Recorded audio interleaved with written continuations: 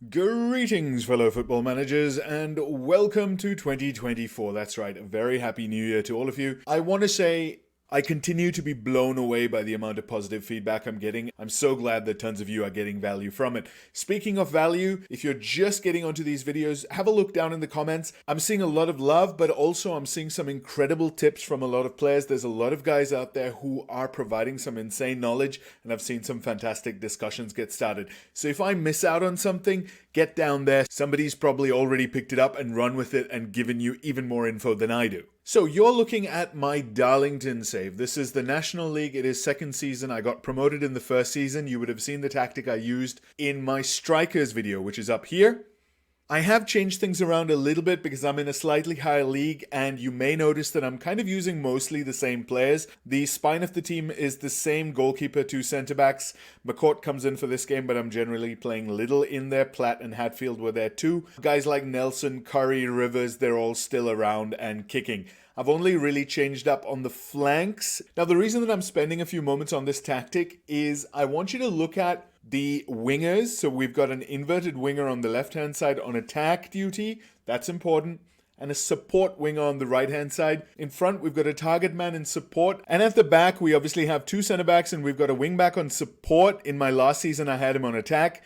And we've got an inverted wing-back on defend. In my last season, I had him on support. Sometimes I've been playing this guy as an inverted fullback. So it's a much more conservative tactic than last time. At least at the back, I'm trying to keep things more solid at the back since it's kind of the same team. I'm not really changing the quality, but we're going one up in terms of league. I know there's not a huge difference between these two leagues, but hey, that's just something I wanted to do in a way to keep it realistic as well. I'm not one of those guys who optimizes everything. Sometimes I will make certain decisions just in the interest of kind of role play and realism. That's why I don't use certain transfer mechanisms as well. But hey, so the reason that I talk about the roles in the extremities of the pitch is because the midfield needs to work with all of them. That is really why I left this midfielders to one of the last videos. I know I have to cover attacking midfielders. I'll do that next week or the week after. But these central midfielders are really going to be the guys that knit the rest of the team together. In fact, if I just change one role in the wingers, this ruins the tactic for me. So I've changed my tactic basically by just changing the winger to winger attack as opposed to inverted winger attack. And on the inside here, we have a central midfielder on support. On the right-hand side, we have a central midfielder on attack. So let's start off the content of this video really with the central midfielder. Now, your supporting central midfielder has two kind of roles for me. Number one, he is perfectly, and I mean this, perfectly customizable. You can do whatever you want with this guy. You can change up everything with him. You can obviously give him all of the defensive instructions you want. You can change his movement instructions. You can tell him to roam, give him a free roll to move everywhere. You can tell him to hold position and play that holding role in a supporting duty, which means getting a bit higher up the pitch and yet playing a holding role. Obviously, holding role is something we talked about in defensive midfielders. So if you want to know about the importance of holding, just have a look at this one. I'll link it up here. But we know that holding is really important to anchor part of the midfield. In fact, to anchor the whole midfield and your team. A holding player in midfield is pretty important. You can, however, have him moving into channels as well, so you can change up his movement in different ways. Wider or forward is an option. You can tell him to dribble with the ball. You can tell him to shoot more or less often, take more risk, fewer risk, crossing, instruct him, whatever you want. You can do absolutely anything with the central midfielder on support, which is why it's such a great role, is because it's customizable. We have gone over other customizable roles such as the fullback on support, which is kind of the same thing, completely customizable. You have the inverted winger who's pretty customizable and the standard winger who's fairly customizable too, not as much as the central midfielder support. So you can do whatever you want with that role. That's one important thing to pick up. The second thing is, because he's not doing anything crazy with his movement in default state, he is kind of going to hang around in this area. And the midfield is super, super important. You've probably heard all those tales about, winning the midfield battle means winning the game, and having a player in the midfield and not getting out of it, which a lot of midfield roles do. They actually get out of the midfield. Having a guy staying in the midfield is really important. When you have the ball and when you are attacking the box, the central midfielder on support generally will be parked on the edge of the area. So that is really important as well. So it's not as much of a recycling role. The recycling will be done by this guy, the defensive midfielder, or a more defense duty player who will be a bit deeper somewhere here. They can pick up clearances, they can pick up balls that come back from your fullbacks and recycle the ball. But your support central midfielder will be a little bit closer to the D. and a bit offset to whichever side he's in. So this is kind of your long shot guy. And Hatfield is an incredible long shot guy. He's got technique of 11, he's got long shots of 10. I know he has the player trait of get into opposition area, but he also has teamwork of 14. So he's not always doing it. He's kind of listening to me, but he will actually use his player trait sometimes, and he will get into the area. Now, you can actually make this a defend duty player and much more of a holding player. As you can see, hold position just got activated when I put him on a defensive duty. So obviously the player mentality goes down. He will play a bit deeper. He'll also play a bit more conservatively on this mentality and duty of defend. But very importantly, he gets hold position. So he is not going to go up into this D or even into the box. He's going to stay back here. That's what your defend instruction does. So if you want this guy to be more of a recycler, you want to put him to central midfielder defend. Otherwise, central midfielder support will get up into the box or to the edge of the box generally. A central midfielder attack, on the other hand, is a very, very powerful role. You might have actually heard the legend of the CMA on plenty of other Football Manager channels, so I'm actually not going to spend too much time on it. But a central midfielder attack is very simply a central midfielder with get further forward and an attack mentality, which means he's going to be doing attacking things. He will probably shoot more. He'll probably try and make more attacking passes. He'll make more forward runs. He'll move into the channels a little bit, not, exclusively like some other roles do, but he will do that because it's part of attacking behavior, trying to find yourself some space. And when you combine with the target forward and support, or some kind of supporting forward, a creative forward, a deep lying forward support, a false nine, even a trequartista who actually sits deeper, the central midfielder attack can run beyond them and become the furthest man forward. That's a very interesting thing. So if you actually want your furthest man forward, not necessarily a primary goal scorer, but still the guy who gets actually up to the 6-yard box area, that can be your central midfielder on attack. This particular player that I've chosen, in fact, part of the reason I've put him on central midfielder attack is, again, he gets into opposition area, so that is reinforcing the tendency, but generally a player even without that trait will get into the box very aggressively and look to score goals however they can. They're going to offer that box threat, which, to be honest, a lot of tactics that I see don't have enough of a box threat. And I'm guilty of that too sometimes by playing, a beautiful 3-2-5 kind of setup where you have players in each half space. Unfortunately, that leaves only one striker in the box sometimes, and that's not enough. You do need to get more players into the box sometimes to actually score those goals. Talking about half spaces, I think the important thing about a central midfielder attack is he doesn't bother with the half spaces as much. He will generally try and stay quite narrow, try and stay very, very close to the goal if possible. The fact that there's a target forward in the way also means, and given that he's, right side oriented and there's space, given that the winger is far away, most of the space is here. Therefore, he will generally make a run to the right-hand side of the striker. The striker will shift a tiny little bit to the left to allow the central midfielder attack to get on past him. Furthermore, the winger being on support also means that there's a nice connection between these two guys. The winger will kind of get the ball and he'll wait for an opportunity sometimes, and the central midfielder will make a run past him. And because he's on attack duty, in terms of vertical, these two guys are quite close. They'll be kind of like this, side to side. When you get the ball into this area, these two will almost be attacking in a line. In fact, these three might be attacking in a line.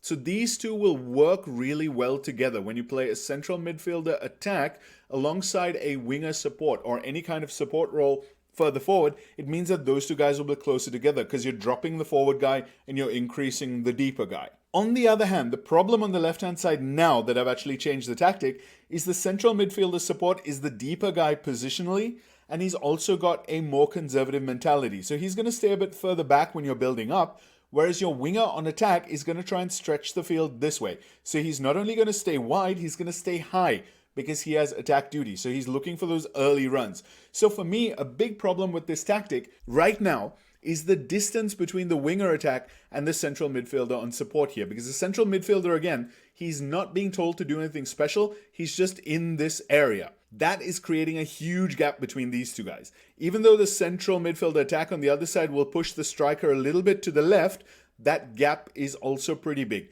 So the problem here in this tactic is that the winger here is a little bit isolated. He doesn't have good supply unless you've got some players drilling the ball in a bit longer to him. Now, at this kind of level, National League level, you would expect that. However, my tactic doesn't really do that. I've got everything kind of set in the middle. The only change I have from an absolutely clean slate instruction is counter. My reason for that is I'm trying to play like a bit of a tinker man. I'm trying to change my tactics match to match and challenge myself to adapt to the opposition. So some oppositions, depending on what I see, I'll go to a low block. Sometimes I'll go to a high block. I will pass longer sometimes. I will pass shorter sometimes. But generally I'm going with this very middle of the road but counter-attacking kind of tactic. Because of this middle of the road tactic, it also means that the passing directness, if I look here, is standard and the tempo is also standard. So passing directness standard makes this gap even bigger because my players are not being instructed to pass the ball more directly. So the only guys who can really find this winger are the wing back if he gets close, the target man if he gets close, and the central mid if he gets close. But there's still so much distance between that guy and this guy here and this guy here that there's not much supply to the winger attack. So I actually tried this a little bit and it broke down horribly. So you've got a nice contrast there with good connections on this side because the central midfielder attack joins up with these two guys on this flank. But on this flank, there's some pretty poor connections because the winger is isolated. So how can I fix that? The answer is by changing this guy's role to something that actually gets a little bit wider and goes into this half space. So those options are Carriero and Mezzala. Now, my track record with translating some of these exotic names isn't perfect, but again, we've had comments that clear it up and some fantastic comments. For example, there was a comment about Brazilian football on my defensive midfielders, talking about the segundo volante and how a lot of Brazilian players fall into that archetype. So amazing. Mezzala is something like a hybrid winger or mid-winger, half-winger, something like that, which comes out of Italy. Basically, it is a central role that does its work in the half space and gets out wider. So if I switch this guy to a Mezzala on support, you can see immediately here that he has move into channels, roam from position, stay wider, and get further forward. So that is all positional instructions because roam gives him the ability to move a little bit like that. Channels gets him into the half space. Stay wider obviously makes him wider when you have the ball in possession, and get further forward gets him up there as well. The point is that a Mezzala's support can build a nice connection with a winger on attack. He gets closer to him by virtue of, for example, get further forward, stay wider. That in itself is enough to get him close, and then you have things like roam and get into the channel and things like that, which ensure that he's in this space while the winger stays in the wide space. So you're not actually overloading the channel, but you are spacing players out nicely. Also, the support on this side and the attack on this side, and then again on the other side, we have attack on the inside and support on the outside. Those kind of staggered roles work really well. As you can see, we've got a nice stagger now across the field like this. This is much, much better because it establishes those connections. It's also a three-man midfield. I know we're not really talking about defensive midfields today, but this video is more about midfielders in general. So we do have the holding player as part of our midfield. We have a runner here and kind of a runner here as well. This guy's not as aggressive a runner as this guy, but they're both basically running roles, mobile roles. One runner is focused on getting into the box and scoring goals really, or assisting goals, being on the sharp end, whereas this runner is more about supporting the attack, getting into the right positions, feeding the winger a little bit more, establishing that connection. Because once he gets into this space, he can work with a wing back as well. To be fair, I might not have this guy as a wing back when that's a winger in front of him. I might put it to something like, let's say an inverted wing back on defend, and then we can make this guy a fullback to establish a bit of width. Now we've looked at the Mezzala support, but we also need to analyze the Mezzala on attack. What does the Mezzala on attack do? First of all, by looking at this graphic right here, you'll see that the Mezzala attack is more advanced up the field than the Mezzala support. That obviously says that they have a more attacking duty, more attacking mentality. However, the differences are quite obvious. Take more risks. The Mezzala support doesn't have take more risks. That is the main difference between these two roles. However, given the fact that he's on an attack duty, he's going to get all the way up deep into the box as well. So he might take some shots, especially when the ball comes off the left-hand side. The Mezzala is not going to be in the right half space when the ball's on the left. He's kind of going to be more central, so he will get plenty of goals and goal-scoring chances as well. So don't worry about that. If the ball's on the right-hand side, he might get further out here. He might get in between the winger and the target forward. He might overlap or underlap both of them and be the first man forward there. Essentially, the winger support assists the Mezzala now by playing those little through balls when the Mezzala gets in behind, but the Mezzala can still cut back or cross for the target man there. He can also shoot from the right-hand side of the box. Point being again that the Mezzala is very much a roaming mobile kind of player, and they're very much in the half space. So they combine really well with different roles that you have there. I love the Mezzala support winger attack combination, because then the Mezzala can be more of a recycler on the wide area. He can really prevent that winger from being isolated. Another option that you have in this vein is a carrilero. Now the carrilero is not as mobile as the Mezzala, as you can see. Let's ignore take more risks here, but there's no get further forward, as you can see. There is no move into channels. There is no roam from position. So the carrilero is much more of a static player. He does get wider, but then he's just going to sit there. So he's like a central midfielder who plays a lot wider. Basically, he can play the role of activating or linking that winger as well. And if you actually read the description that SI gives you here, it says that it is the job of these guys to cover lateral areas of the pitch and link the defensive midfield area with the attacking midfield area. And that is an important job of a static midfield player in a support duty. The one that we've already talked about was the central midfielder on support. That is, if you don't customize it too much, that is a fairly static midfield player in a support duty. Carriero is the same thing. So it is actually super vital, and I do plan on doing a video on this one day, in terms of ball progression from the back of the pitch to the front of the pitch. Basically getting the ball from these guys to these guys by playing football rather than hoofing it. Direct passing is absolutely possible. You can have your goalkeeper, your defenders just punt the ball long, perfectly fine. But if you want to play it up the field, I see a lot of tactics on Reddit, for example, where there's no clear ball progression because all of these players are in attack or all of them are in defend, or there's just a big mismatch between the roles and the duties here. But a carrilero can link the play really well between these two areas. So I might actually go for the carrilero more than the Mezzala support, because as you can see, this Mezzala attack or a central mid attack, whatever we have for this guy, he's just going to abandon his position and run. He's going to join the front line. He's going to get beyond the target forward. So he's gone. He's out of his position. So if I have this guy running forward here as well, then I suddenly have this defensive unit really isolated from the front unit. So I would need to give some of these guys slightly more direct passing. I might want to make McCourt down here a playmaker, but I don't want to. So I need to give myself a conduit. And that is why I had this guy as a central midfielder support before, and now I have him as something like a carrilero, because this is the guy the team is going to play through once the ball is in this area. They're going to pass the ball here, and then he can play the ball up into the winger or into the central midfielder attack or something like that. You need to be able to plot your course from A to B if your passing is not super direct. Balanced instruction, standard passing directness is exactly that. It is standard. It's not long. So your players might actually struggle to get the ball from the back to the front if there's nobody in the middle. And that is the point of the midfield. One key point to bookmark that discussion of having a conduit. This midfield here, this three, has no playmaker. There's a holding midfielder back here, a carrilero who's kind of a static conduit, not really a holding player, but kind of, but not really. And this guy's a runner. The central midfielder attack, the Mezzala attack, these are runners. They are going to get out of here and move. There is no playmaker in this midfield. So you do need to think about your midfield composition. That's something I'll get to at the end of this video, I think.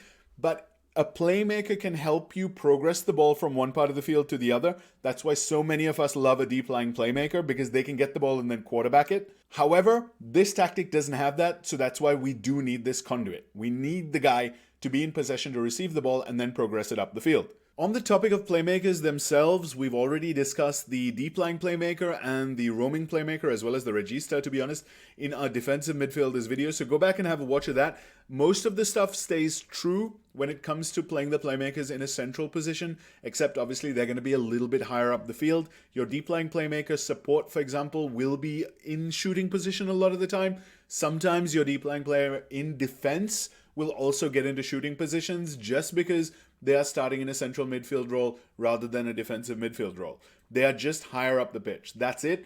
Roaming playmaker is also kind of the same. They are moving around, they're getting involved. They can play that conduit role as well, because part of their job is to get back here, pick up the ball, and then move it up forward as well. One of the unique things about the roaming playmaker is that they do shoot. There's nothing that tells the roaming playmaker not to shoot the ball. As you can see, shooting is something you can customize. You can say more or less, but the point is they're not discouraged from doing it. Why do I say they're not discouraged from doing it? Is because the advanced playmaker is discouraged from shooting. That is one of the big things with the advanced playmaker.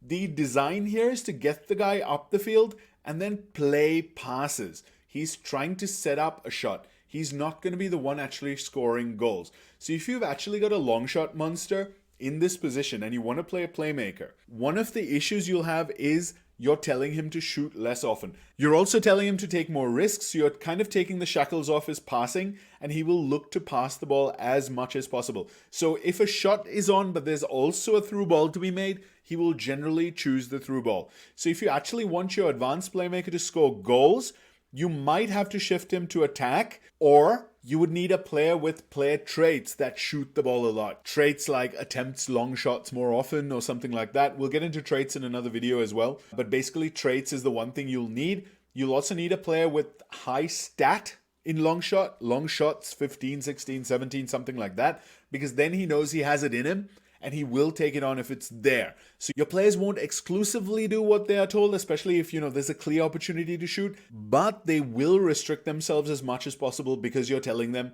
shoot less often. Why did I say attack? Attack also has shoot less often.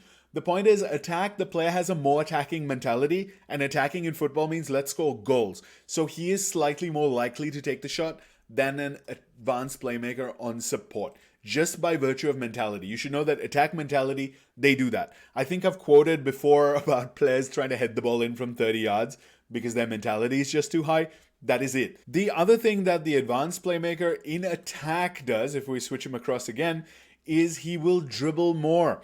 So the advanced playmaker in attack is not just having a high mentality, but he's being encouraged to dribble. So he will try and progress the ball up the field. So that's another kind of way for you to get the ball from A to B, is to get the ball to this guy's feet, and then he carries the ball up the middle of the park. Obviously, this can be risky because a lot of teams play with lots of defensive midfielders, and therefore the advanced playmaker will have to take those guys on. So he might not have enough room for the dribble. Then again, he might just dribble a couple of yards, play a nice little move and then pass the ball on because, again, he has to take more risks. So it can be a really nice role to watch.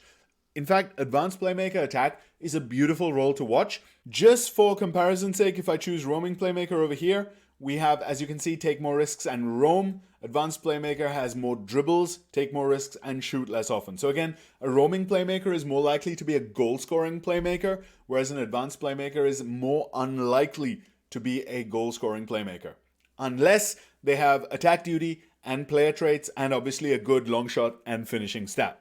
The last role to talk about is the venerable box-to-box midfielder. This is everybody's favorite role, I think. It is basically a guy who goes from this box to this box and this box to this box and this box to this box and back. I am exaggerating a little bit because it can depend on the player themselves. It kind of depends on their work rate and teamwork, stamina and things like that.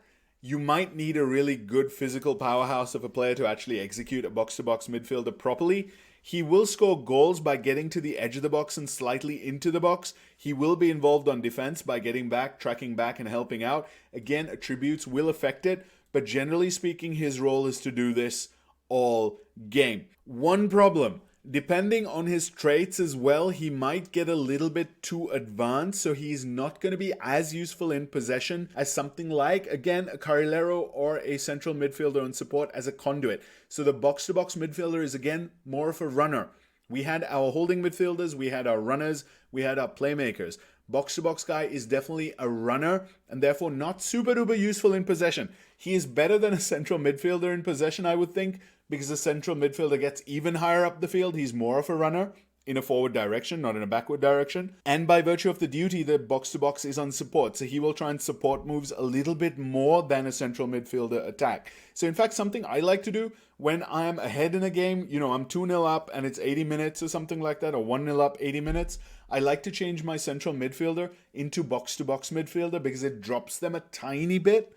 Not that much, but it makes sure that they come back on defense as well. So for me, a central midfielder attack is a slightly more aggressive version of a box-to-box midfielder support. Box-to-box midfielder support will not get all the way up to the goal like a central midfielder attack does, but he will kind of get to the penalty spot especially if you have the right player for it. In possession, he's not super strong. He will roam a little bit though, so he could help you out. He can drop into little holes and little spaces and request the ball, but he might just as well just run up into your forward line and not be there for the short pass, so that can be kind of frustrating. A lot of people also compare a box-to-box to a volante, as we discussed in the defensive midfield roles. The segundo volante is kind of a box-to-box midfielder as well, just from the defensive midfield strata, and a box-to-box midfielder guy does it from a central midfield strata rather than a defensive midfield strata. So you can kind of look at it like that too. His job is, again, just to get into the box, get to the edge of the box, to take little shots. Finishing and long shots can both apply based on the situation. He's also really good at picking up second balls or balls around the D kind of area. He's good at getting cutbacks, for example. That's something he gets on the end of. So box to box can be a really kind of aggressive goal scoring midfielder, yet with a support duty and therefore defensively responsible to some extent. More so definitely than the Mezzala attack and the central midfielder on attack, that's for sure. In my Vanarama North season, I played with a midfield that looks exactly like this. We had a DM, we had a BBM, we had a CMA. That was the midfield. Both the BBM and the CMA scored something like 12 goals. Hatfield, who was my BBM, scored a couple of free kicks, so we need to reduce that. But he also scored a lot of goals from this kind of area. So not here. Platt was scoring his goals from here, but Hatfield was scoring his goals from here. Well, Platt, to be honest, was here on the near post, if you're looking for that right-hand side. And Hatfield was kind of more on this post, but also a little bit more withdrawn. He was getting into the box, kind of penalty area height, and scoring from there. He was finishing. Sometimes he was shooting from here just outside the box as well. So that kind of area is what the box-to-box will do. And then your central midfielder will get right up there, especially if you're on something like balanced or positive or attacking.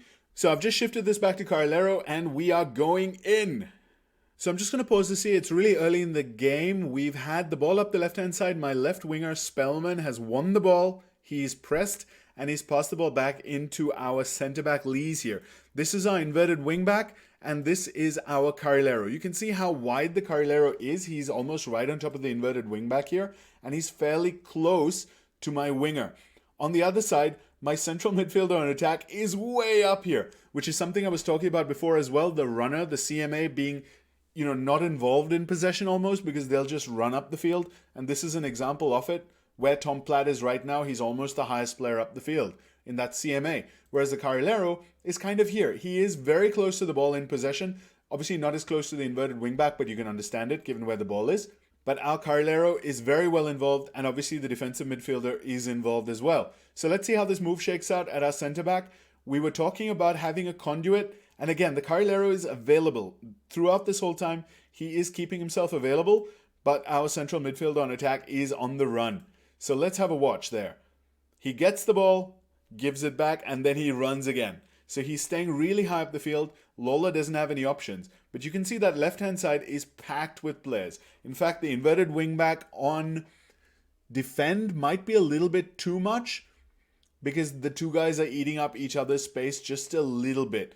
And now he starts to go forward. So you can see the carrilero does make that run forward, especially because he's got the IWB behind him to give him a little bit of security there. So to be honest, we might have actually been a little bit too conservative with the carrilero because we have an inverted wingback behind him. Again, we were saying at the start of the video that role selection a lot of the time really depends on what's going on around him. And therefore, you can almost choose your central midfielder roles last unless you actually want to start with it. So for example, if you've got like a Jude Bellingham in your team, you probably want to set him up first and then use the team around him. But to be honest, a lot of the time, you would probably just set up the central midfielders last to try and complement whatever's going on around. So I'm actually going to switch Solomon over here to a inverted fullback on defend. So I'm just pausing it here for a second. We've won the ball back. We've just won a second ball, and our central midfielder on attack has just passed the ball out to the winger. But I mentioned this earlier on in the video, how a winger support and a central midfielder attack can be pretty close together and work quite well despite the width issues between them, because the mentalities and the positions of the pitch work really well. And I've seen that over a couple of seasons with this Darlington save, especially where the winger kind of plays with the central midfielder attack on his side. Lots of underlaps going on. The pair of them work really well together because even though they're quite separate in terms of width, they're quite kind of together when it comes to mentality and position.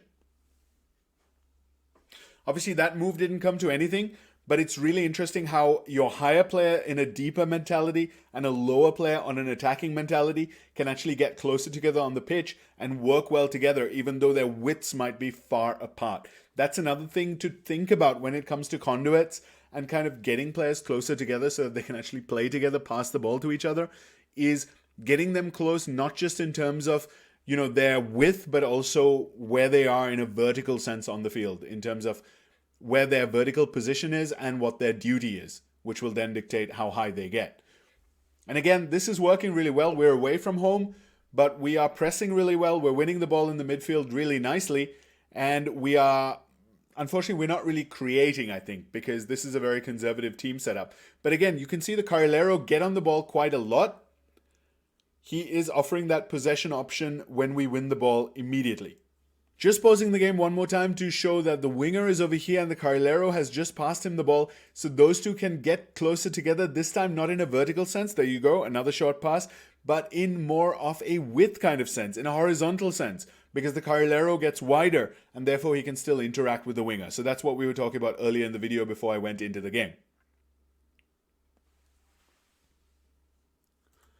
Just pausing it here once more, again to show you the carrilero is really involved. He can get the ball off the centre backs and then do something with it, which is really, really cool. So again, we do have that conduit play in midfield because they're not running away like our central midfielder on attack is, like a runner would. So a box-to-box midfielder, a Mezzala, a central midfielder attack, those are your runners again, and they will run very aggressively forward and maybe not be involved in the possession side of things. So again, if you're playing on one of these highlight modes and you're not really getting one of these highlights, it might just be because, well, hey, a goal. It might just be because you don't have a player in possession to actually keep the ball and therefore create those chances. As you can see, we are 69% possession. We're not playing short passing, we're not playing slow tempo, none of that. To be fair, this team that we're playing against, who is it? Halifax, Halliburton? I'm not sure. Whoever we're playing against, they're not very good, to be fair. But at the same time, we're really dominating them. We're playing them off the park right now because of our approach and the way all of these roles are working together, the way we've got lots of people available for the ball. I did say a moment ago that we're not really creating that much. That's true. But we are able to progress the ball up the field and then cause a danger that way. So I'm just going to más rápido go into my tactics and make a really, really quick change. I'm going to move this guy to a box-to-box player, and I'm going to change this guy to an advanced playmaker in attack. I'm also going to get this guy a little bit higher by making him an inverted wingback. So again, Platt now, as a central midfield attack, he was really making aggressive runs. Now, he received the ball a little bit deeper, and now he's dribbled the ball up something like 50 yards before playing what has to be called a weird pass. Still, you can immediately see the first thing that the advanced playmaker tried to do is he came deep for the ball, he got the ball, and then he dribbled 50 yards up the field. Was kind of cool. His pass at the end of the day wasn't good, but then Platt isn't really a playmaker profile player. His passing isn't amazing, and therefore I wouldn't expect him to actually perform. But there, in one immediate situation, this is full match by the way, this isn't highlights, immediately you were able to see what the advanced playmaker kind of does, and you were able to see me getting FM'd.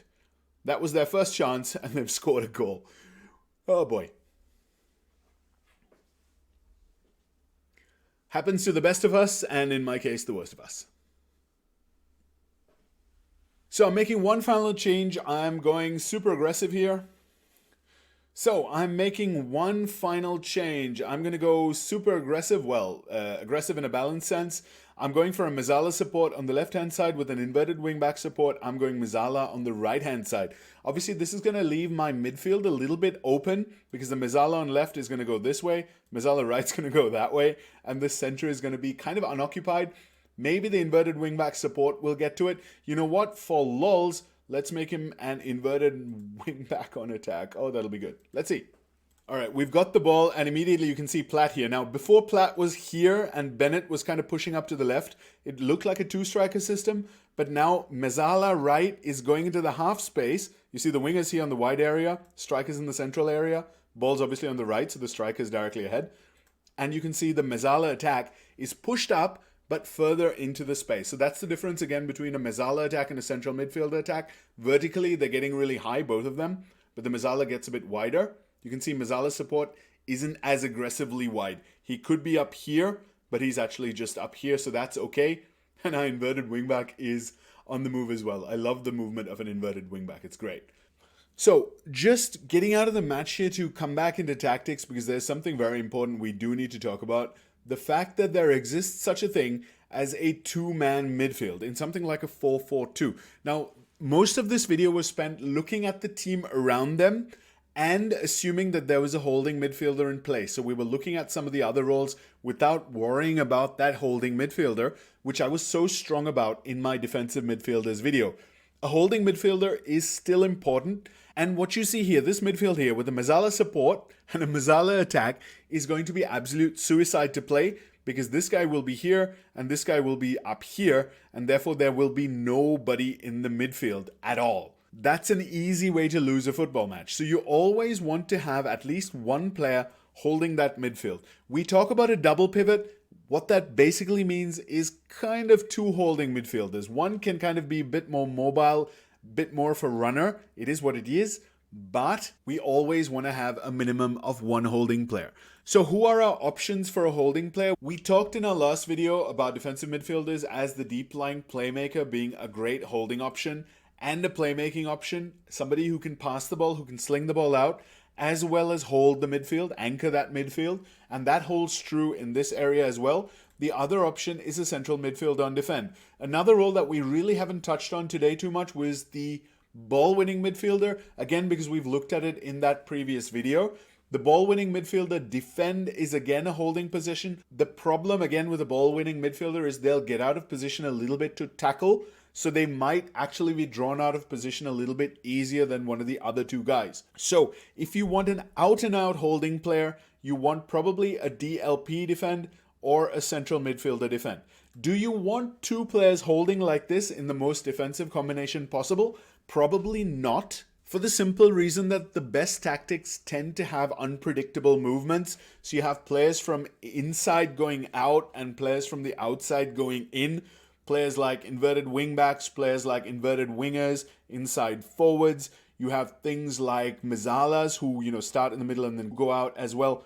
Those kind of things tend to work tactically because they can pull the opposition out of shape. That's very, very important in a good tactical setup, especially in an attacking sense. So having two super holding, super static, super defensive players may not always work. That said, if you, for example, you want two really offensive fullbacks, you want a wingback attack and a fullback attack or something like that. You've got Andy Robertson and Trent Alexander-Arnold on either side, and you have Jordan Henderson and Fabinho as your two fit midfielders. Obviously, you're going to do something like this. You're going to have the two holding players in the middle, and you're going to have the wingbacks who get up the field. Fine. In that case, do it. You might be able to have plenty of success with a tactical outlook that looks like this. Yeah, okay.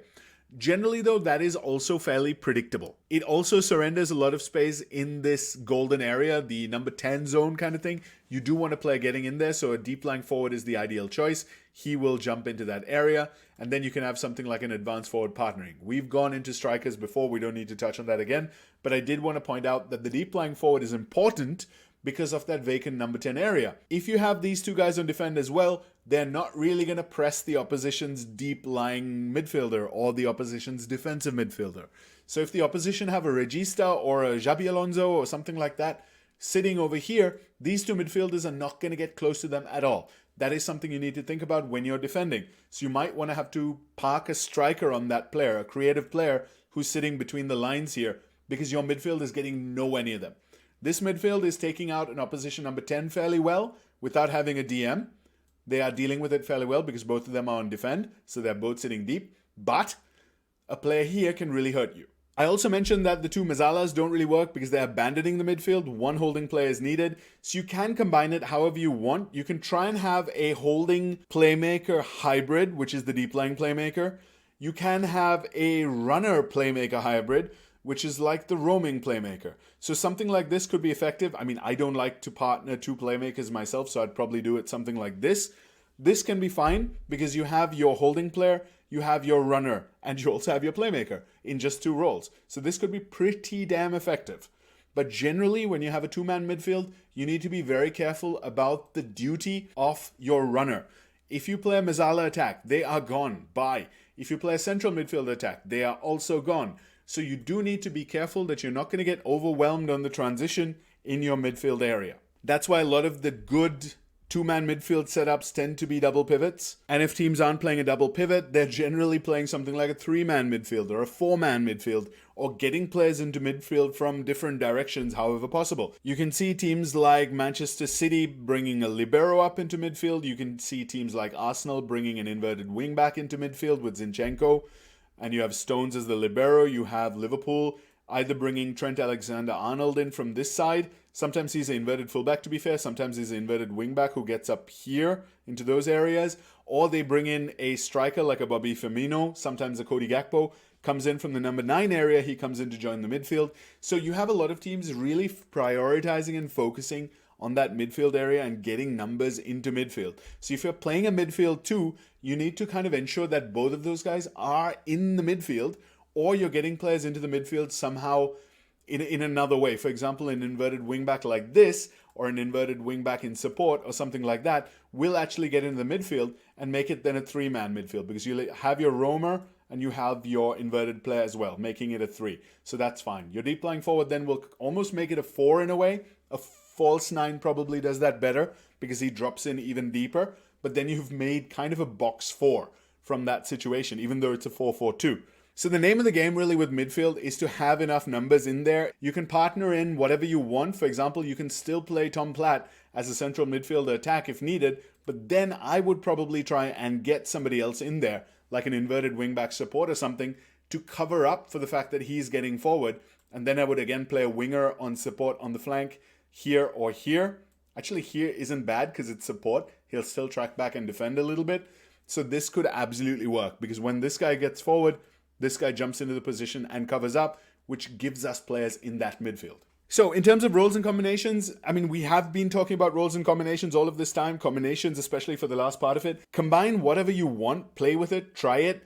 But remember, you do need, number one, you need that holding player generally. You need to hold the midfield somehow. You do need a way to progress the ball from defense to midfield and from midfield to attack. So a conduit kind of player can be very, very important, depending on what's around him, where he's kind of conduiting to. If I have a winger attack in this slot, central midfielder defend is going to get nowhere near him. So that isn't a workable connection really, unless I play this guy with slightly direct passing or riskier passing or something like that. Or if he's a deep lying playmaker, that might work. But generally speaking, this isn't a great connection. So you need to establish connections around the pitch however you can, either by bringing the winger back, improving his passing range, making him a carrilero, something like that will work to actually give these two players a chance to connect. So that conduit factor is very, very important. Also, creating unpredictable movement is really important. That's why roles like Mezzala are so effective, because they're very unpredictable. The player starts in midfield and then he ends up in the half space, a lot of the time in an attacking area, getting almost to the byline and playing balls in, taking shots, things like that. It is very hard to defend because normally the player tracking is another midfielder. So it would be your Tom Platt who would be marking the opposition's left Mezzala. Is Tom Platt going to get back here to defend? No, he isn't. So a holder runner is absolutely fine as well. You can have a holder playmaker. You can have two playmakers if you want to, really. There's no problem with it.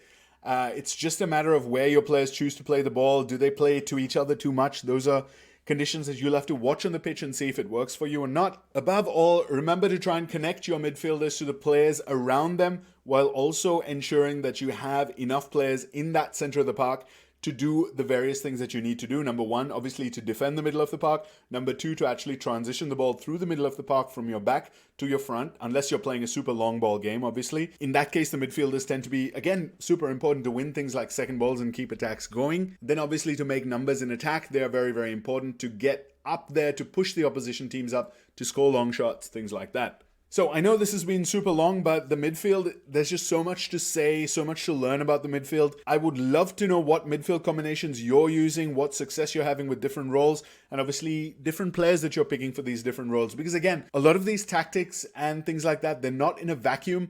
They do depend on the opposition team, which I've tried to touch on a little bit, in terms of, the opposition having a deep lying playmaker and things like that. So what tactic may work in one game may not work in the next game. The midfield also depends not just on who's playing in the midfield, but, what your team is doing around them, who's getting into their spaces. Do they have an inverted wingback coming in behind them so that they can get up into the box? Do they have a striker dropping in to connect with them a little bit more, to receive a ball? Things like that are super duper important, so that midfield really just ties the rest of your tactic together. If you have a player like a Bellingham or somebody like that who you want to play around, then yeah, absolutely. If you have Steven Gerrard, like I did when I first started playing Football Manager in 2006 or whatever it was, Steven Gerrard was, the first player I would manage. My first save would always be Liverpool, and Steven Gerrard was the guy I would try and build the team around, so he would be in there immediately.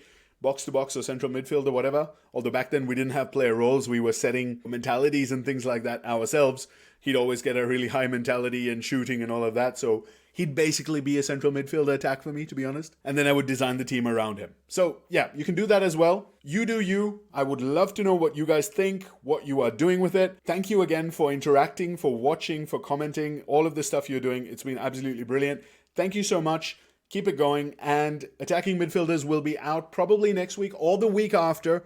I do want to change it up a little bit. I do have one other video that I might push ahead instead of that, but let's see, something around choosing the player for the role, or how to choose a player for a role. Since we've done now 5 or 6 videos about different roles, a big part of the conversation is actually finding the right player for the role. I've talked a lot about the players that I use, guys like McAllister for Liverpool, guys like Platt just now. I've mentioned him about 12 times in this particular video. Why have I chosen him as a central midfielder? I think I've given you a small look, but let's just give you a small teaser of the things I want to talk about. Platt, again, has 13 jumping and 11 heading, and he was actually the best aerial threat in the attacking half of the field in my Vanarama North team. So I was like, okay, central midfielder attack, and he's going to be on the target of these crosses. Here we go. And it worked. He scored, again, 12 or 13 goals, something like that. Basically all from headers in front of the goalkeeper. Even though he was unhappy before every single game at the fact that I had the moxie to play him as a central midfielder attack. How dare I? Oh well. Thank you guys. It's been fun. Talk to you down below in the comments. As always, appreciate you massively. Take care. Have a good one.